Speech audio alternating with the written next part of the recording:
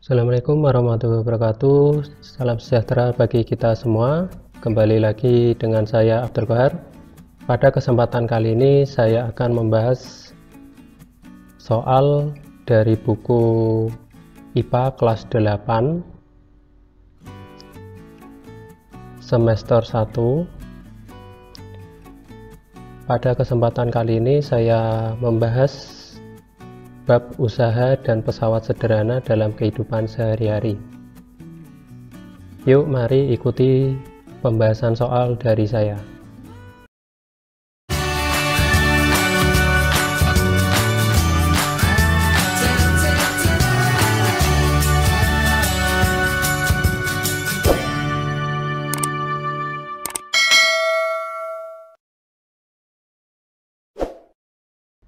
Baik, kita mulai dari soal yang pertama. Perhatikan pernyataan berikut ini. Yang pertama, Edo mendorong meja dengan gaya sebesar 30 Newton sehingga meja berpindah sejauh 2 meter. Yang kedua, seekor kuda menarik delman dengan gaya sebesar 4000 Newton sehingga delman berpindah sejauh 15 meter. Yang ketiga, sebuah mobil menghantam sebuah pohon dengan gaya 2000 Newton sehingga pohon tumbang di tempat. Pernyataan di atas yang merupakan contoh usaha dalam IPA adalah, usaha dalam IPA yaitu gaya dikali perpindahan ya, dimana kita bisa mengkoreksi satu-satu dari pernyataan yang ada di soal ini. Yang pernyataan nomor 1 kita bisa ketahui gaya 30 Newton menyebabkan meja berpindah 2 meter, maka ini adalah termasuk usaha ya, maka benar. Kemudian pernyataan nomor 2, gaya 4000 Newton sehingga delman berpindah sejauh 15 meter, ini juga usaha. Nomor 3, sebuah mobil menghantam pohon dengan gaya 2000 Newton sehingga pohon tumbang di tempat, artinya pohonnya tidak berpindah ya, maka bukan contoh usaha dalam IPA. Berarti jawaban yang benar adalah pernyataan 1 dan 2. Jadi yang A. Saya lanjutkan soal berikutnya. Dayu menarik sebuah gerobak berisi pasir dengan gaya 500 Newton sehingga gerobak tersebut berpindah sejauh 10 meter. Berdasarkan pernyataan tersebut, besar usaha yang dilakukan Dayu adalah berapa Joule? Apabila ada soal seperti ini, maka lebih baik kita tulis dulu, diketahui gaya atau F sama dengan 500 Newton, kemudian perpindahan atau S 10 meter. Kemudian yang ditanya adalah W atau usaha.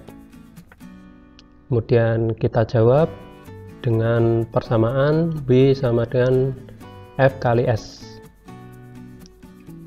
maka W sama dengan gayanya 500 dikali perpindahannya 10, maka didapatkan W sama dengan 5000 Joule, maka jawabannya yang tepat adalah yang D. Saya lanjutkan soal berikutnya. Jarak yang ditempuh oleh mobil saat melaju dengan usaha 15.000 Joule dan gaya sebesar 500 Newton adalah berapa meter? Terlebih dahulu kita tulis dulu, diketahui W sama dengan 15.000 Joule. Jadi usahanya 15.000 Joule, kemudian gaya atau F 500 Newton. Kemudian yang ditanya adalah perpindahan atau S, maka bisa kita jawab dengan persamaan W sama dengan F kali S, di mana W 15.000 sama dengan F nya 500 dikali S. Kemudian 500 kita pindah ruas, maka menjadi pembagian, sehingga 15.000 dibagi 500 itu sama dengan S. Maka S adalah hasil pembagian 15.000 dibagi 500 sama dengan 30 dalam satuan meter. Berarti jawabannya opsi yang B. Saya lanjutkan soal berikutnya. Besar daya yang dilakukan oleh seekor sapi yang menarik gerobak dengan gaya 7.000 Newton sehingga gerobak tersebut dapat berpindah sejauh 10 meter dalam waktu 35 detik adalah berapa watt ya? Titik-titik watt. Kita tulis dulu, diketahui berarti gaya atau F 7.000 Newton, perpindahan atau S 10 meter, kemudian T atau waktu 35 sekon ya. Kemudian kita tulis, ditanya adalah daya atau P. Kemudian kita jawab, kita terlebih dahulu mencari W atau usahanya. Kita menggunakan persamaan W sama dengan F kali S. Maka W sama dengan 7.000 kali 10. 7.000 kali 10, 70.000. Jadi W sama dengan 70.000 Joule. Selanjutnya kita mencari nilai P atau dayanya melalui persamaan P sama dengan W per T, di mana W tadi 70.000 kemudian dibagi T nya 35, maka didapatkan W sama dengan 2000 watt. Jadi jawabannya yang A.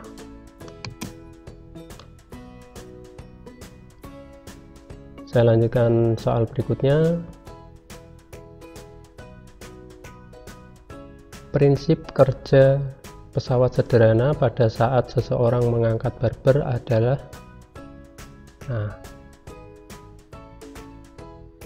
kita lihat seseorang mengangkat barber merupakan pesawat sederhana jenis yang mana. Jadi saat seseorang mengangkat barbel pada siku ini sebagai penumpu, kemudian titik kuasanya berada di lengan, kemudian bebannya ada di barbelnya. Jadi penumpu ada di ujung ya, ada di ujung, dan titik kuasanya di tengah, kemudian bebannya di ujung. Ini sama dengan pengungkit jenis ketiga. Jadi tumpuannya berada di pinggir, atau kalau digambar di sini kuasa itu berada di antara beban dan tumpuan. Jadi jawabannya yang D.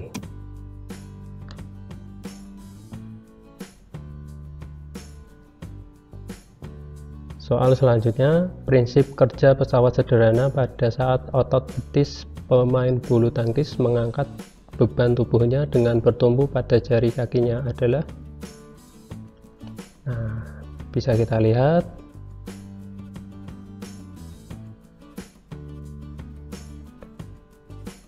jadi pada saat pemain bulu tangkis mengangkat jari kakinya, ini merupakan pengungkit jenis kedua. Seperti yang kita lihat pada gambar di sini ya, beban berada di antara titik tumpu dan kuasa. Jadi kondisi ini terjadi ketika otot betis pemain bulu tangkis mengangkat beban tubuhnya bertumpu pada jari kakinya. Jadi jawabannya pengungkit jenis kedua ya.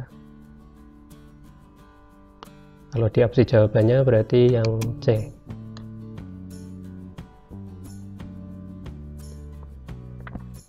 Soal berikutnya, perhatikan gambar berikut ini. alat yang termasuk ke dalam golongan bidang miring. Nah,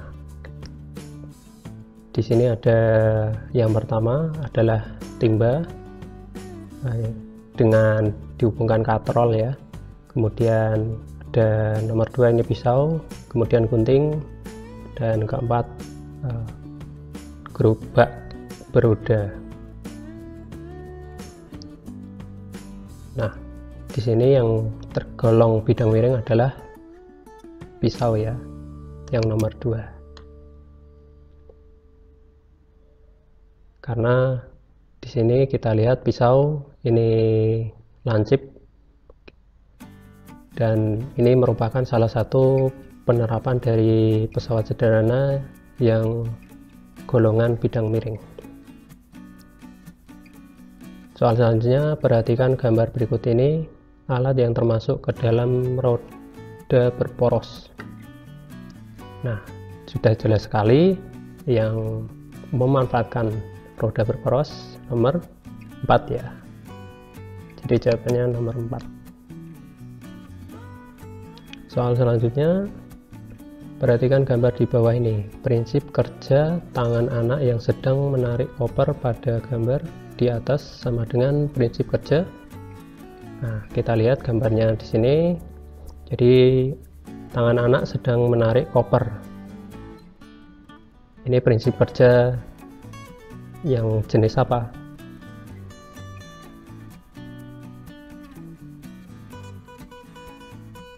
Kita lihat. Nah, jadi bisa kita lihat dari prinsip pengungkit ya. Nah, dimana koper ini sebagai beban ya, koper ini sebagai beban, kemudian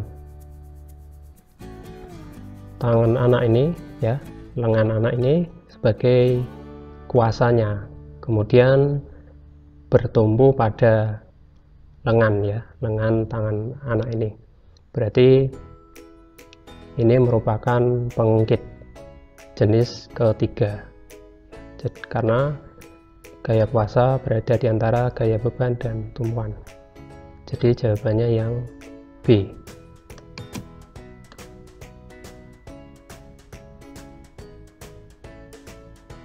Soal selanjutnya, berikut merupakan gambaran skematis tangga yang ada di rumah Dayu. Panjang tangga tersebut 8 meter, sedangkan ketinggiannya adalah 4 meter. Keuntungan mekanis dari penggunaan tangga tersebut adalah, nah, untuk keuntungan mekanis bidang miring bisa kita tulis dulu, diketahui H itu ketinggian bidang miring sama dengan 4 meter, kemudian L atau panjang bidang miring 8 meter. Kemudian yang ditanyakan keuntungan mekanis sama dengan berapa? Kita bisa menjawab dengan persamaan keuntungan mekanis sama dengan L dibagi H. Tadi kita dapatkan L itu 8 dibagi H-nya 4. Berarti 8 bagi 4, maka keuntungan mekanisnya sama dengan 2. Jadi jawabannya yang B.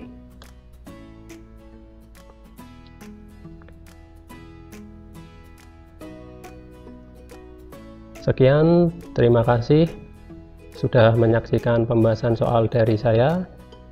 Silahkan share dan bagikan kepada teman-teman. Apabila dirasa video ini bermanfaat, jangan lupa tekan tombol subscribe. Apabila Anda ingin menyaksikan video pembahasan soal dari saya yang lainnya. Terima kasih, semoga bermanfaat.